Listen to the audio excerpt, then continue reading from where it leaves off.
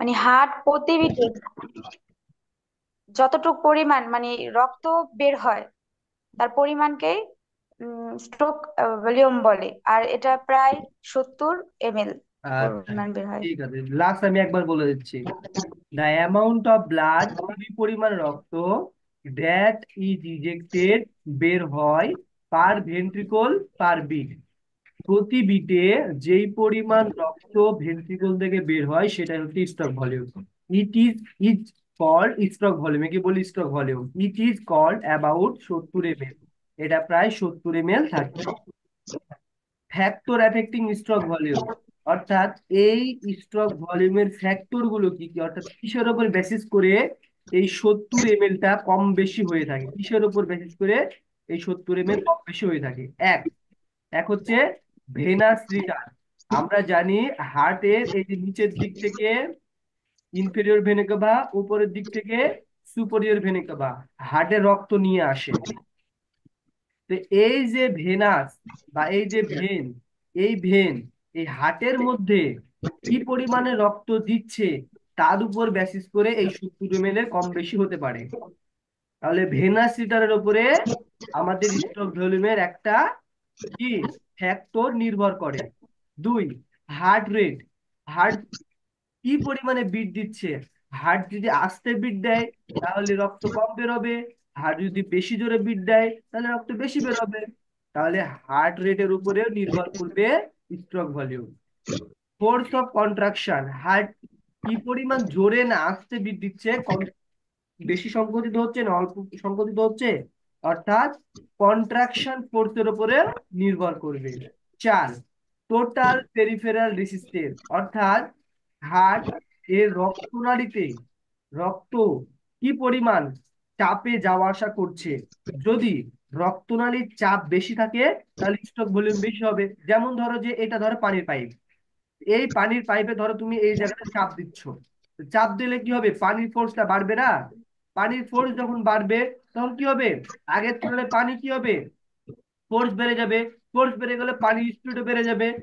আবার কি হবে, তুমি যখন ছেড়ে দিবা তখন আবার আবার স্বাভাবিক অবস্থায় বেরোতে থাকবে। তার মানে পেরিফেরাল মানে দূরবর্তী রক্তনালীতে আমাদের রক্তনালীতে যেই পরিমাণ চাপ দেয়, অর্থাৎ রক্ত যাওয়া আসার পরিমাণটা কি ধরনের তার উপর বেসিস করে আমাদের স্ট্রোক ভলিউমটার তারতম্য হতে পারে। তাহলে কি পেলাম আমরা, একটা ভেনাস রিটার্ন, দুই হার্ট রেটের উপর নির্ভর করবে, ফোর্স অফ কন্ট্রাকশন অর্থাৎ হার্ট কি পরিমাণ ফোর্স দিচ্ছে, এবং পেরিফেরাল রেজিস্ট্যান্স, এই চারটার উপর বেসিস করে আমাদের স্ট্রোক ভলিউমের কি এই রেঞ্জটা পরিবর্তন হতে পারে, 70 ml থাকতে পারে, বেশিও থাকতে পারে।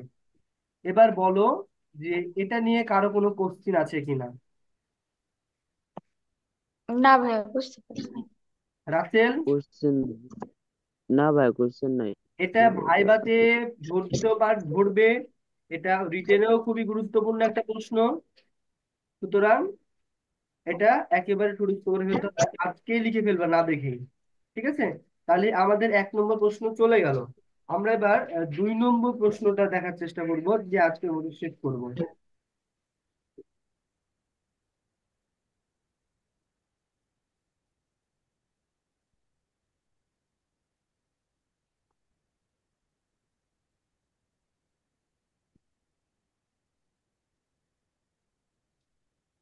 হুম।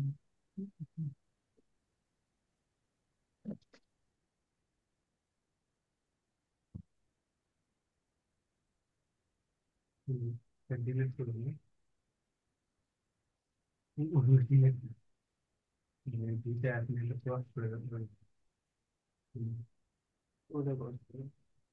এখানে দিলাম, এখানে দাও, সাইডে দেখো ইয়ে দিচ্ছি না,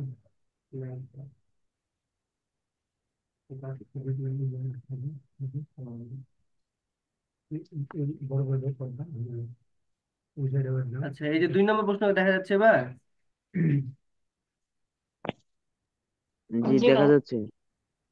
স্পষ্ট কতটুকু দেখা যায় বলবা, আর বড় করব? না না, ভাইয়া। ঠিক আছে। আচ্ছা, এবার দেখো কার্ডিয়াক আউটপুটটাকে একটু ভালোভাবে বোঝার চেষ্টা করবা। কার্ডিয়াক আউটপুট কি? কার্ডিয়াক আউটপুট হচ্ছে যে হার্ট, আমরা একটু আগে বললাম যে স্ট্রোক ভলিউম হচ্ছে হার্ট প্রতি বিটে যেই পরিমাণ রক্ত বের করে এটা হচ্ছে আমাদের স্ট্রোক ভলিউম। এবার কার্ডিয়াক আউটপুট হচ্ছে stroke volume into heart rate. মানে হার্ট যদি প্রতি মিনিটে যতবার বিট দিবে, হার্ট হার্ট প্রতি মিনিটে যতবার বিট দিবে তার সাথে স্ট্রোক ভলিউমটা গুণ হবে। দুইটা মিলে যেটা পাবো সেটা হচ্ছে কার্ডিয়াক আউটপুট। সাপোজ ধরো যে আমাদের হার্ট প্রতি মিনিটে বিট দেয় হচ্ছে 75 বার গড়ে। কতবার? 75 বার বা 85 বার, ধরো সাপোজ এটা। এর সাথে আমি, এটা হচ্ছে আমার হার্ট বিট কত বললাম আমি? 75। এবার প্রতি মিনিটে বিট দেয় 75, আর একবার বিটে বের করা হচ্ছে 70 ml। 70 ml। তাহলে দুইটাকে গুণ করলে কত হয় দেখো, সাত, দুইটাকে গুণ করলে কত হয়? গুণ করো। 75 গুণ হচ্ছে কত? 75 গুণ হচ্ছে 70। তার মানে কি 5225। 5000 225। 5250, তাই না? 5250, এটা কিসে আছে? এটা আছে ml এ, তাই না? জি। ml আছে না? কারণ 70 ml আমি পেলাম এক বিটে। আর প্রতি মিনিটে বিট দেয় হচ্ছে 75 বার। আমি আবারও বলছি, প্রতি মিনিটে বিট দেয় 75 বার, আর একবার বিটে বের করে 70 ml। এই দুইটাকে গুণ করে যেটা পাবো সেটা কিসে পাবো আমি? সেটা পাবো মিলিলিটারে, তাই না? তাহলে পেলাম কত? 5250 মিলিলিটার। এটাকে আমি কিসে কনভার্ট করব? এটা আমি লিটারে কনভার্ট করব। লিটারে কনভার্ট করলে কি হবে? লিটারে কনভার্ট করলে আমাকে 1000 দ্বারা কি করতে হবে? ভাগ করতে হবে, তাই না? 1000 দ্বারা ভাগ করলে কত হয়? তাহলে আমার 5.5.25, 5.25 কি হবে? লিটার। তার মানে একজন মানুষের যদি একজন মানুষ যদি একজন মানুষের হার্টবিট যদি মিনিটে 75 বার হয়, ভাই, আর ভাই, আর প্রতি বিটে যদি 70 ml রক্ত বের হয়, তার মানে ওই ব্যক্তির দেহে কি আছে? 5.25 লিটার রক্ত আছে। বুঝতে পারলা কথা? বুঝতে পারছি। হাবিবা তো বেরোয় গেছে, আবার জয়েন হয়েছে নাকি? হ্যাঁ, না আছে তো। হাবিবা বুঝতে পারলা কথা? বেরোয় গেছিল। রেসপন্স আর একবার বলেন, ও শোনে নাই তো। বেরোয় গেছিল। কিছুই বলেন না। হাবিবা শুনতে পাচ্ছ? তার নাই যে বন্ধ হয়ে যাবে নাকি? ভাইয়া, নেট সমস্যা ছিল, কাটে গেছে। আবার একটু বলেন, শুনি আচ্ছা নাই। দেখো, আমি বললাম যে একজন ব্যক্তি যদি, আমি আবারও প্রথম থেকে বলছি, তোমরা একটু ভালোভাবে মনোযোগ দিয়ে শোনার চেষ্টা করো। ক্লাস কেটে যেতে পারে, হ্যাঁ, কেটে গেলে যতটুকু হয় ততটুকু থাকবে। একজন ব্যক্তি প্রতি মিনিটে যদি 75 বার বিট দেয় তার হার্ট, কয়বার? কথা বলো। 75 বার। 75 বার। 75 বার, এবং প্রতি বিটে যদি 70 ml করে রক্ত বের করে, তাহলে দুইটাকে গুণ করলে যেই মানটা পাবো সেটাই হচ্ছে আমার কার্ডিয়াক আউটপুট। তাহলে 75 বার বিট দেয়, আর প্রতি বিটে যদি 70 ml রক্ত বের করে, তাহলে দুইটাকে গুণ করলে পাই হচ্ছে আমি প্রায় 5.25 লিটার রক্ত। তার মানে ওই ব্যক্তির দেহে 5 লিটার, মানে 5.25 লিটার রক্ত রয়েছে। 5 লিটার 250 গ্রাম রক্ত রয়েছে। এটাই হচ্ছে কার্ডিয়াক আউটপুট। কথাটা কি বুঝলা? জি ভাইয়া, বুঝলাম। বুঝতে পারছি। আচ্ছা, তাহলে তোমরা এখন বলো যে সোহেল এর হার্ট প্রতি মিনিটে বিট দেয় 100 বার, এবং প্রতি বিটে রক্ত বের করে 50 ml। তাহলে তার দেহের রক্ত কত লিটার? মানে এটা তো তার বুঝতে হার্ট তার হার্ট প্রতি মিনিটে কত লিটার রক্ত বের করে? আবারও বলছি, সোহেল প্রতি মিনিটে বিট দেয় 100 বার তার হার্ট। প্রতি সরি সরি হ্যাঁ সরি প্রতি মিনিটে বিট দেয় 100 বার। আর প্রতি বিটে রক্ত বের করে 50 ml। তাহলে তার প্রতি মিনিটে হার্ট কতটুকু রক্ত বের করে? কি হইলো? বুঝুনি? আমি আবারও বলছি, আগে বাংলাটা বোঝো। একজন ব্যক্তি প্রতি মিনিটে বিট দেয় 75 বার তার হার্ট। প্রতি বিটে রক্ত বের হয় 70 ml। তাহলে প্রতি মিনিটে ওই ব্যক্তির হার্ট রক্ত পাম্প করে 5 লিটার 250 গ্রাম। এই কথাটা কি তোমরা বুঝলা? জি ভাইয়া বুঝছি। বুঝতে। কি বুঝলা বলো তো? সোহেল বলো তো, ইয়া বলো তো। এটা 5 লিটার রক্ত আছে শরীরের। না, শরীরে 5 লিটার বলছি না, আমি বলছি 75 বার বিট দেয় আর প্রতি বিটে 70 ml রক্ত বের হয়। তাহলে ওই ব্যক্তির হার্ট প্রতি মিনিটে কতটুকু রক্ত পাম্প করে? সেটা হচ্ছে 5 লিটার 250 গ্রাম। কথা বুঝলা? বুঝলাম, মানে প্রতি মিনিটে 5.2 লিটার কি রক্ত পাম্প করে? হ্যাঁ। এবার তোমাদেরকে আমি প্রশ্ন করলাম যে সোহেল নামের এক ব্যক্তি, সে মানে তার হার্ট 100 বার বিট দেয় প্রতি মিনিট। ভালো করে বলবো, প্রতি মিনিটে বিট দেয় কয়বার? 100 বার।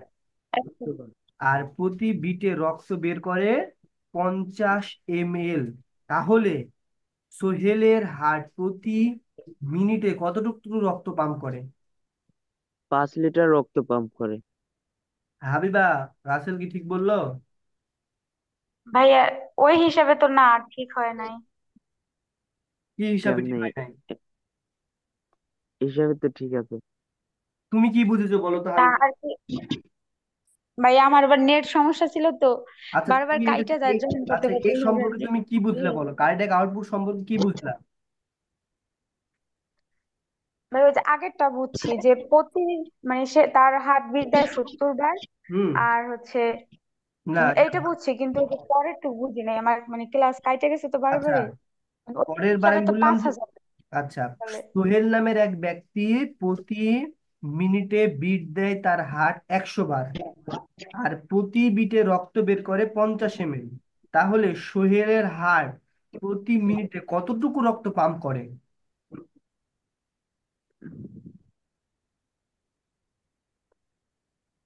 5 লিটার হবে 100 গুণ হ্যাঁ, পাঁচ হচ্ছে কেন লিটার বুঝতে হ্যাঁ। পারছো না? আমি পাঁচ হ্যাঁ, হাজার এবার বুঝতে পারছি। বুঝতে পেরেছো? 1,000। হ্যাঁ হ্যাঁ। আচ্ছা, এই এটা বুঝতে 5,000। পারলে এই যে এবার দেখো, ওই জিনিসটা এখানে লেখা আছে। এতক্ষণ ধরে তোমাদেরকে আমি বাংলা বুঝাইলাম এই কারণেই, যাতে যাতে একবার রিডিং পড়লে তোমরা সেটাকে ধরতে পারো। দেখো কি লেখা আছে, দেখো। দ্য অ্যামাউন্ট অফ ব্লাড, ওই পরিমাণ রক্ত, দ্যাট ইজ ইজেক্টেড, বের হয়, পার ভেন্ট্রিকল পার মিনিট, প্রতি মিনিটে প্রতি ভেন্ট্রিকল থেকে, ইজ কল কার্ডিয়াক আউটপুট। এটাকেই বলি কার্ডিয়াক আউটপুট। মানে এবার দেখো, প্রতি মিনিটে, এর আগেরটা পড়েছিলাম প্রতি বিটে, এবার পড়ছি আমরা প্রতি মিনিটে হার্ট যেই হ্যাঁ আমি পরিমাণ বুঝে রক্ত এসেছি। বের করে সেটাই হচ্ছে কার্ডিয়াক আউটপুট। সেটা কি দেখো, ইট ইজ অ্যাবাউট 5.5 থেকে 6 লিটার পার মিনিট। মানে হার্ট প্রতি মিনিটে 5 থেকে 6 লিটার রক্ত পাম্প করে থাকে। আর এই কার্ডিয়াক আউটপুট বের করার সূত্র হচ্ছে stroke volume into heart rate. বুঝলা? এই ইনটু কিন্তু গুণ হবে, ঠিক আছে? এই ইনটুটা কি হবে? গুণ হবে। জি জি ভাইয়া বুঝতে বুঝছি। এতটুকু কি তোমরা বুঝলা ডেফিনেশন আর কার্ডিয়াক আউটপুটের সূত্রটা? জি ভাইয়া এবার বুঝছি। বুঝতে পারছি। গুড। আচ্ছা, এবার নিচে আসো, দেখো factor affecting of cardiac output. এই কার্ডিয়াক আউটপুটের মানের পরিবর্তন হয় কোন কোন ফ্যাক্টরের উপর ভিত্তি করে? 1 নম্বর, force of contraction of the heart, হার্টের ফোর্সের উপর নির্ভর করে হার্ট কি পরিমাণে পাম্প করছে ধরে না আসতে।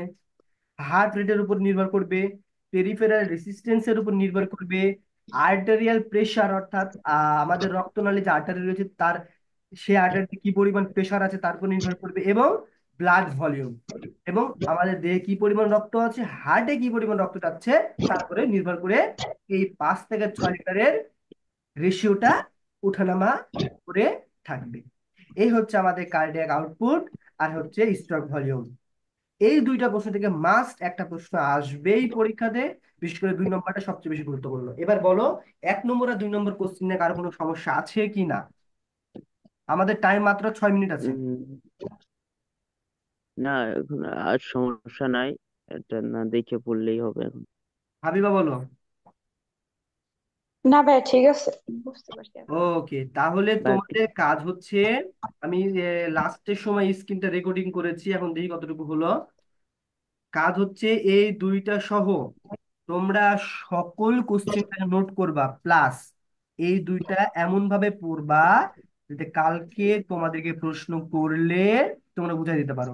এবং কালকে যারা জয়েন করবে তারা যদি প্রশ্ন বুঝিয়ে নিতে চায়, আমি তোমাকে একটা বুঝাতে দিব, রাসেলকে একটা বুঝাতে দিব।